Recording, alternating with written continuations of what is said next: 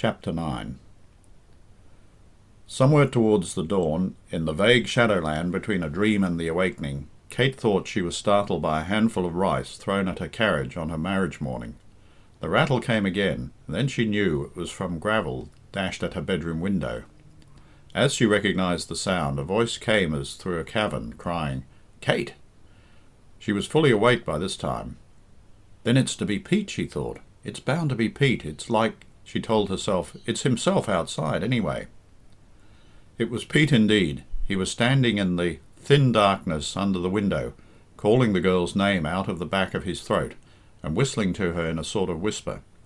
Presently he heard a movement inside the room, and he said over his shoulder, "She's coming." There was the click of a latch and the slithering of a sash, and then out through the little dark frame came a head like a picture, with a face all laughter, crowned by a cataract of streaming black hair, and rounded off at the throat by a shadowy hint of the white frills of a nightdress. "Kate!" said Pete again.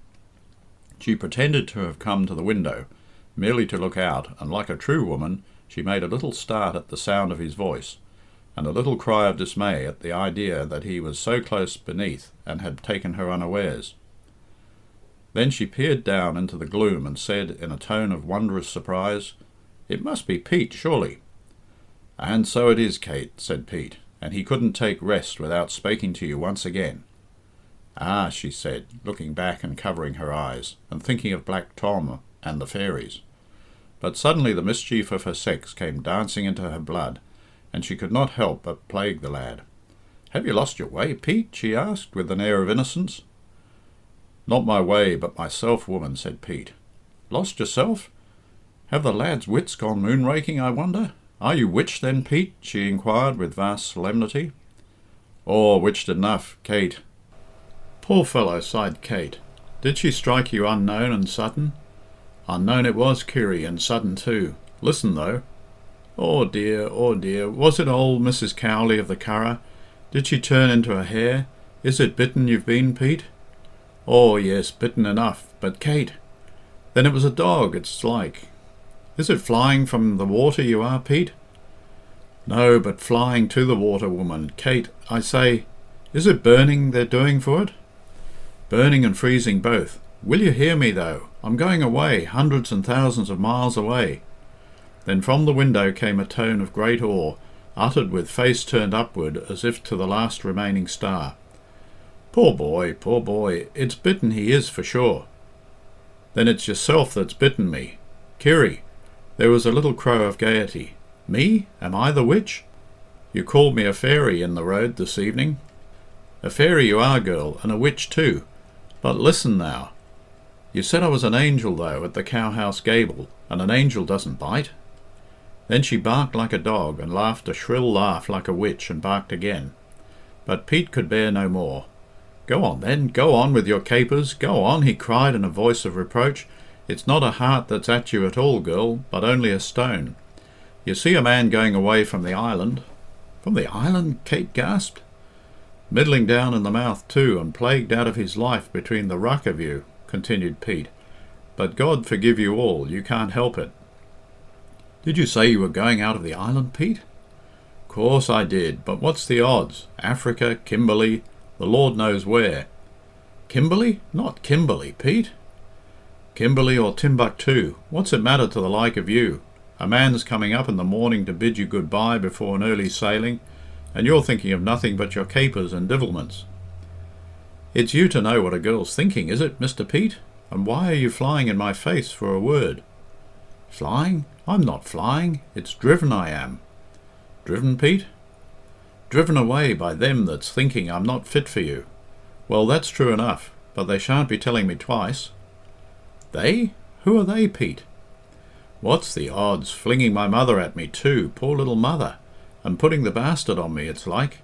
A respectable man's girl isn't going begging that she need marry a lad without a name." There was a sudden ejaculation from the window sash. "Who dared say that?" "No matter. Whoever they are, you can tell them. If it's me they mean, that, name or no name, when I want to marry, I'll marry the man I like. If I thought that now, Kitty. As for you, Mr. Pete, that's so ready with your cross words, You can go to your Kimberley. Yes, go, and welcome. And what's more, but the voice of anger in the half-light overhead broke down suddenly into an inarticulate gurgle. "Why, what's this?" said Pete in a flurry. "You're not crying, though, Kate?" "Whatever am I saying to you, Kitty woman? Here, bash me on the head for a blockhead and an omathorn." And Pete was clambering up the wall by the side of the dairy window. "Get down then," whispered Kate. Her wrath was gone in a moment, and Pete, being nearer to her now, could see tears of laughter dancing in her eyes. "Get down, Pete, or I'll shut the window. I will, yes, I will." And to show how much she was in earnest in getting out of his reach, she shut up the higher sash and opened the lower one. "Darling!" cried Pete. "Hush, what's that?" Kate whispered, and drew back on her knees. "Is the door of the pigsty open again?" said Pete. Kate drew a breath of relief. "It's only somebody snoring," she said. "The old man," said Pete. "That's all serene. A good old sheepdog that snaps more than he bites. But he's best when he's sleeping, more safer anyway." "What's the good of going away, Pete?" said Kate. "You'd have to make a fortune to satisfy father." "Others have done it, Kitty. Why shouldn't I? Manx ones too. Silver kings and diamond kings, and the Lord knows what. No fear of me. When I come back it's a queen you'll be, woman, my queen anyway, with pigs and cattle and a girl to wash and do for you." "So that's how you'd bribe a poor girl, is it? But you'd have to turn religious or father would never consent. When I come home again, Kitty, I'll be that religious you never seen. I'll be just rolling in it. You'll hear me spaking like the book of Genesis and Abraham and his sons and his cousins. I'll be coming up at night making love to you at the cowhouse door like the Acts of the Apostles." "Well, that would be some sort of courting anyway. But who says I'll be wanting it? Who says I'm willing for you to go away at all with the notion that I must be bound to marry you when you come back?" "I do," said Pete stoutly. "Oh, indeed, sir." "Listen, I'll be working like a nigger out yonder, and making my pile and banking it up, and never seeing nothing but the goold and the girls." "My goodness, what do you say?" "Oh, never fear, I'm a one-woman man, Kate, but loving one is giving me eyes for all, and you'll be waiting for me constant, and never giving a scoot of your little eye to them drapers and druggists from Ramsey." "Not one of them?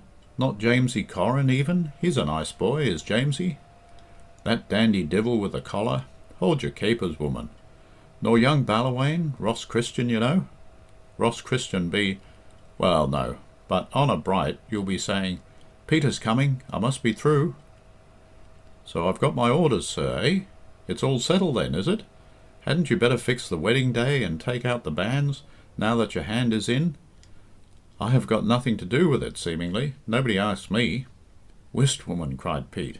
"Don't you hear it?" The cuckoo was passing over the house and calling. "It's over the thatch, Kate." "Cuckoo, cuckoo, cuckoo, 3 times. Bravo! 3 times is a good amen." "Omen, is it? Have it as you like, love." The stars had paled out by this time, and the dawn was coming up like a grey vapour from the sea. "Oh, the air feels late. I must be going in," said Kate. "Only a bit of a draught from the mountains. It's not morning yet," said Pete. A bird called from out of the mist somewhat far away. "It is, though. That's the throstle up the glen," said Kate. Another bird answered from the eaves of the house. "And what's that?" said Pete. "Was it yourself, Kitty? How straight your voice is like the throstle's." She hung her head at the sweet praise, but answered tartly, "How people will be talking." A dead white light came sweeping over the front of the house, and the trees and the hedges, all quiet until then, began to shudder. Kate shuddered too, and drew the frills closer about her throat. "I'm going, Pete," she whispered. "Not yet. It's only a taste of the salt from the sea," said Pete. "The moon's not out many minutes." "Why, you goose, it's been gone these 2 hours. This isn't Jupiter, where it's moonlight always." "Always moonlight in Jupiter, is it?" said Pete. "My goodness, what courting there must be there." A cock crowed from under the hen roost, the dog barked indoors, and the mare began to stamp in her stall. "When do you sail, Pete?" "First tide, 7 o'clock." "Time to be off then. Goodbye." "Hold hard, a word first." "Not a word. I'm going back to bed. See, there's the sun coming up over the mountains." Only a touch of red on the tip of old Cronky's nose. Listen, just to keep them dandy divils from plaguing you, I'll tell Phil to have an eye on you while I'm away." "Mr. Christian?" "Call him Philip, Kate. He's as free. No pride at all. Let him take care of you till I come back." "I'm shutting the window, Pete." "Wait, something else. Bend down so the old man won't hear." "I can't reach. What is it?" "Your hand, then. I'll tell it to your hand." She hesitated a moment, and then dropped her hand over the window sill, and he clutched at it and kissed it, and pushed back the white sleeve, and ran up the arm with his lips as far as he could climb. "Another, my girl. Take your time. One more. Half a one, then." She drew her arm back until her hand got up to his hand, and then she said, "What's this? The mole on your finger still, Pete. You called me a witch. Now see me charm it away. Listen. Ping, ping, prash. Cur and cadley yagan as machas." She was uttering the Manx charm in a mock solemn ululation when a bough snapped in the orchard, and she cried, "What's that?" "It's Philip. He's waiting under the apple tree," said Pete. "My goodness me," said Kate, and down went the window sash. A moment later it rose again, and there was the beautiful young face in its frame as before, but with the rosy light of the dawn on it. "Has he been there all the while?" she whispered. "What matter? It's only Phil." "Good bye, good luck," and then the window went down for good. "Time to go," said Philip, still in his tall silk hat and his knickerbockers. He had been standing alone among the dead brown fern, the withering gorse, and the hanging brambles, gripping the apple tree and swallowing the cry that was bubbling up to his throat, but forcing himself to look upon Pete's happiness, which was his own calamity, though it was tearing his heart out, and he could hardly bear it. The birds were singing by this time, and Pete, going back, sang and whistled with the best of them.